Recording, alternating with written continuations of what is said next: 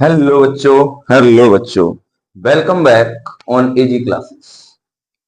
अभी तक हम लोगों ने चैप्टर नंबर फर्स्ट में, जिसका नाम है केमिकल रिएक्शन एंड इक्वेशन, उसमें देख चुके हैं कि भैया फिजिकल चेंज क्या होता है, केमिकल चेंज क्या होता है, और साथ ही साथ में हम ये भी जान चुके हैं कि केमिकल रिएक्शन क्या होता है, केमिकल इक्वेशन क्या होता है।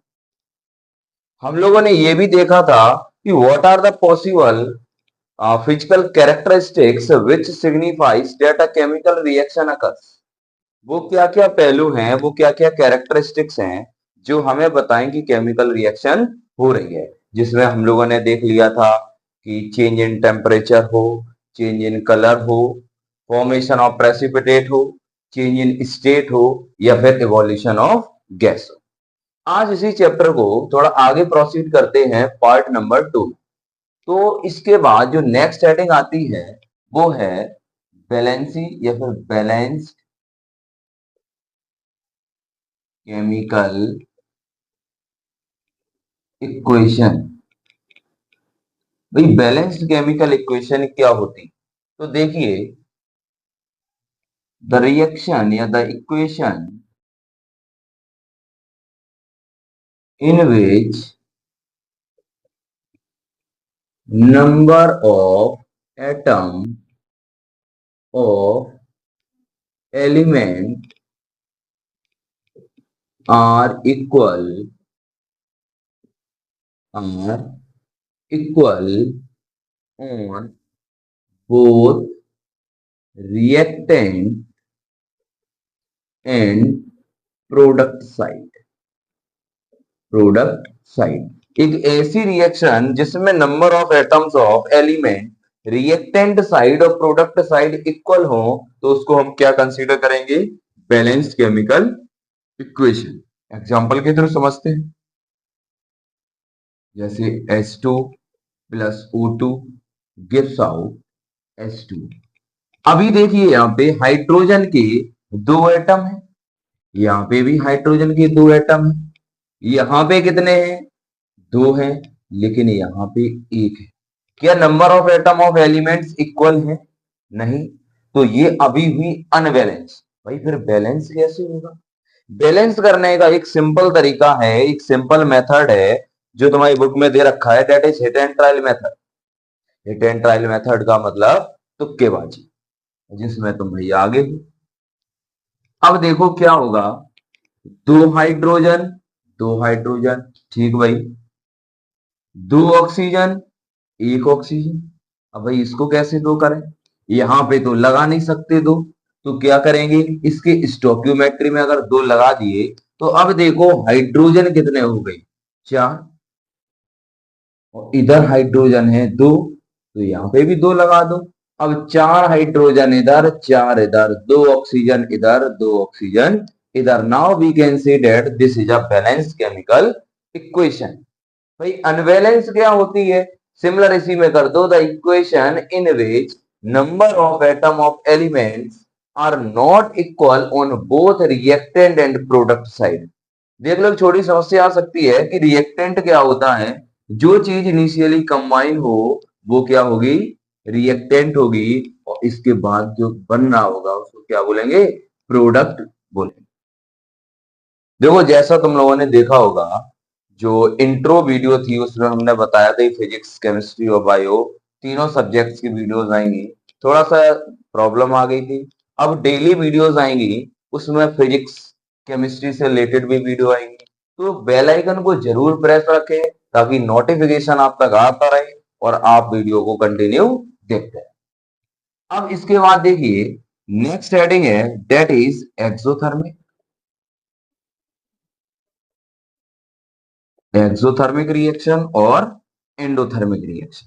अब एक्सो का मतलब होता है लिबरेट, दैट मीन्स निकलना, और थर्मिक का मतलब होता है बेटा एनर्जी। अब ये एनर्जी हीट एनर्जी भी हो सकती है, इलेक्ट्रिकल एनर्जी भी हो सकती है, या फिर ये photo that mean sunlight energy या फिर लाइट एनर्जी भी हो सकती है। एक ऐसी reaction, the reaction in which energy is liberated, the reaction in विच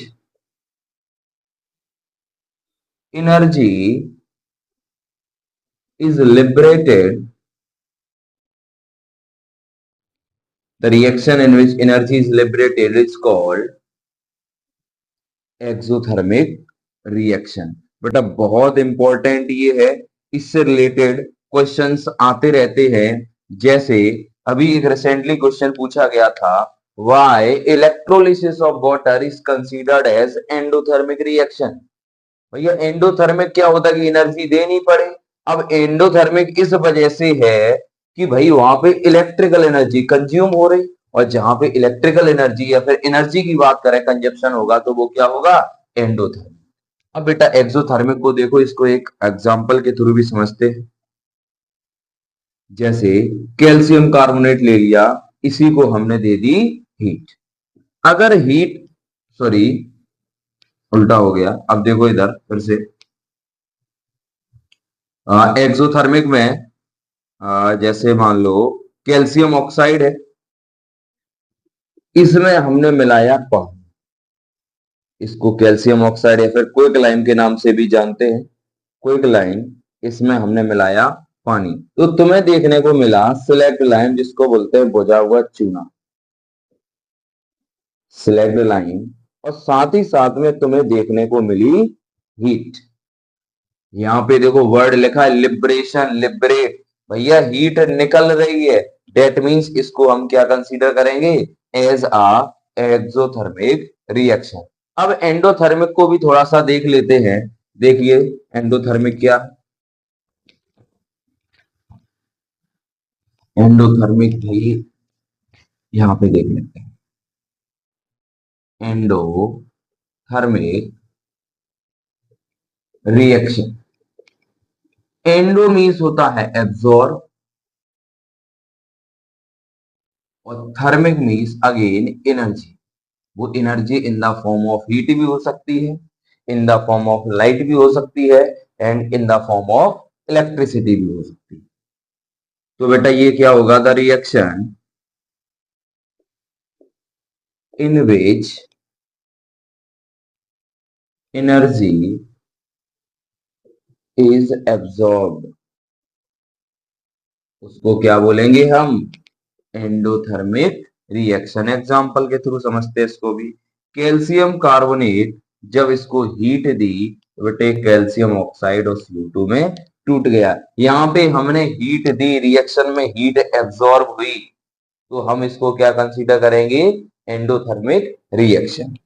अब बेटा जो आगे की हेडिंग है, that is types of chemical reaction, या फिर ऑक्सीडेशन, रिडक्शन, रिडॉक्स, या फिर उसके बाद कॉरोजन, वो एक सेपरेट वीडियो होगी, उस वीडियो में आपको मिल जाएगा। तब तक के लिए thank you and continue watching the video.